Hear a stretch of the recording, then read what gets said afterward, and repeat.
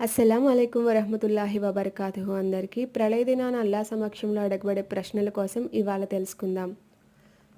ఔదు బిల్లాహి మినష్ షైతానిర్ రజీం బిస్మిల్లాహిర్ రహ్మానిర్ రహీం.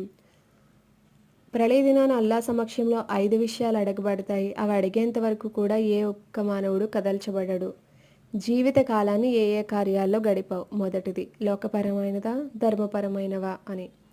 2, నీ యవ్వనాన్ని ఏ ఏ కార్యాల్లో కృషింపచేశావు? 3, ధనం ఎలా సంపాదించావు?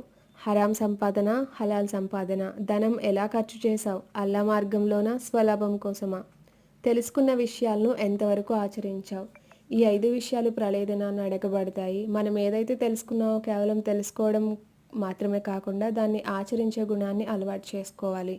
అలానే ఈ విషయాలు నలుగురికి చెప్పాల్సిన బాధ్యత మనపై ఉంది కాబట్టి ఈ వీడియోని లైక్ చేయడం ద్వారా నలుగురికి మీరు తెలియజేసిన వాళ్ళు అవుతారు. జజాకల్లా.